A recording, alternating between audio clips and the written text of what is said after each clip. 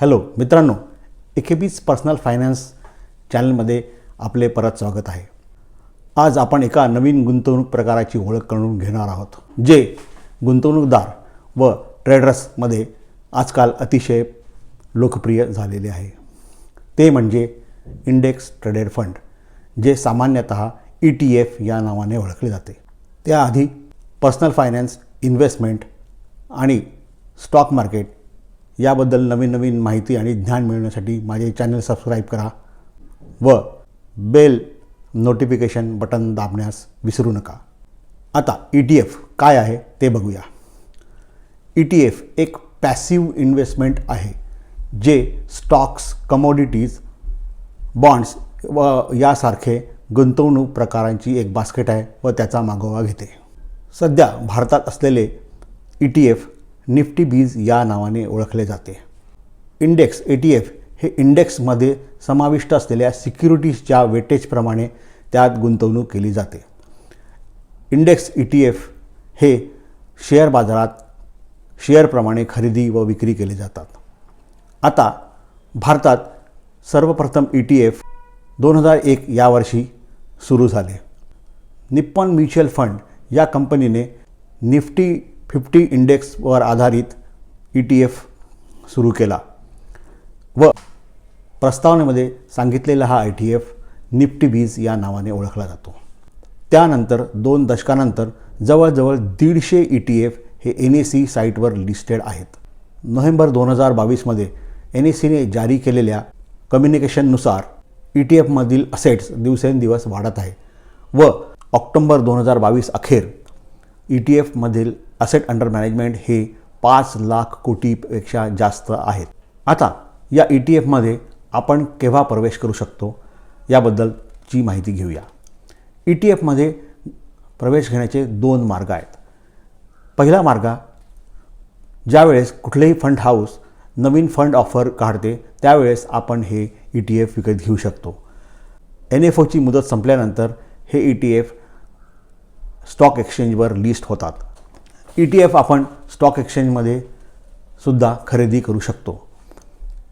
ETFमध्ये intraday trading पण करू शकतो व ETF हे लाँग टर्म इन्व्हेस्टमेंटच्या दृष्टीने आपल्या पोर्टफोलिओचा भागसुद्धा करू शकता. आता या ETFचे काही प्रकार आहेत ते आपण बघूया.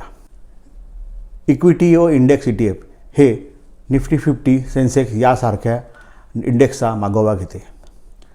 थीमॅटिक किंवा सेक्टोरल ETF हे कुठल्या तरी थीमचा किंवा एका सेक्टरचा मागोवा घेते. कमोडिटी ETF सोने, चांदी किंवा तेल यासारख्या वस्तूंच्या किमतीचा मागोवा घेते. आंतरराष्ट्रीय ETF नॅस्डॅक 100, S&P 500 किंवा हँगसेंग यासारख्या आंतरराष्ट्रीय बाजारपेठेंचा मागोवा घेते. लिव्हरेज ETF जे जास्तीत जास्त परतावा मिळवण्यासाठी डेरिव्हेटिव्ह प्रॉडक्ट्सचा उपयोग करतात. बॉन्ड ETF हे ETF निश्चित उत्पन्नासाठी बॉन्डसारख्या साधनांचा उपयोग करतात. ETFमधून मिळणाऱ्या उत्पन्नावर आपल्याला कर भरावा लागतो. हे बघण्यासाठी मी एक वर्ड फाईल स्क्रीनवर शेअर करतो आहे.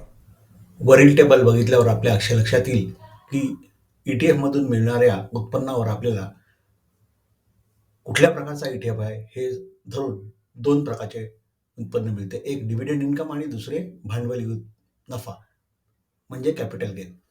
तर इक्विटी ETF व त्यासारख्या ETFमध्ये मधून जे आपल्याला डिव्हिडंड इन्कम मिळते ते इन्कम आपल्याला स्लॅब रेटप्रमाणे चार्ज करतात.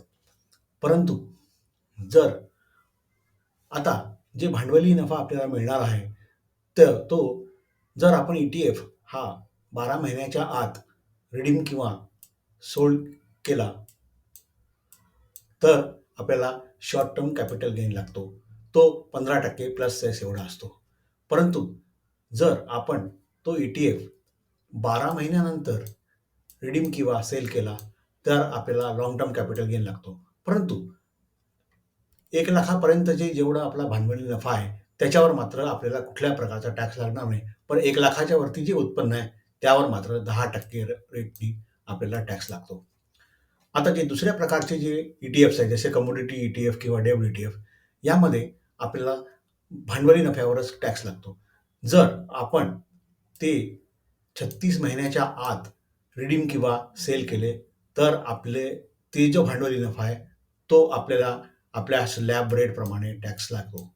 परंतु जर आपण ETF हे 36 महिने व त्या एवढ्या होल्ड केले तर त्यावर होणाऱ्या विक्रीवर व रिडेम्पशनवर आपल्याला लाँग टर्म कॅपिटल घ्यावा लागतो व तो 20% दराने चार्ज केला जातो व इथे आपल्याला इंडेक्सेशनचे बेनिफिट मिळते. आता ETFचे फायदे तोटे बघूया. ETF ही एक पॅसिव्ह इन्व्हेस्टमेंट आहे जी इंडेक्स कमोडिटीज याचा मागोवा घेते, त्यामुळे फंड मॅनेजरच्या पूर्वग्रहापासून दूर असते. नवीन गुंतवणूकदारांसाठी ही एक पारदर्शक व साधी अशी गुंतवणूक आहे, कारण ती कुठलाही इंडेक्स रिअल टाईमवर ट्रॅक करते. पॅसिव्ह व्यवस्थापन असल्यामुळे म्युच्युअल फंडांच्या मानाने ETFचा खर्च फारच कमी असतो. तोट्यामध्ये बघायचे झाल्यास काही प्रकारांच्या ETFमध्ये लिक्विडिटीचा त्रास होऊ शकतो. त्याचप्रमाणे ETF हे इंडेक्स ट्रॅक करत असल्यामुळे आपल्याला इंडेक्सप्रमाणे किंवा त्यापेक्षा कमी परतावा मिळतो. इंडेक्स बीट करणे हे त्यांचे उद्दिष्ट कधीच नसते. मित्रांनो, जर आपण अनुभवी गुंतवणूकदार असाल किंवा आताच सुरुवात करत असाल तर ETF हा आपल्यासाठी एक अनोखा असा गुंतवणुकीचा मार्ग उपलब्ध आहे.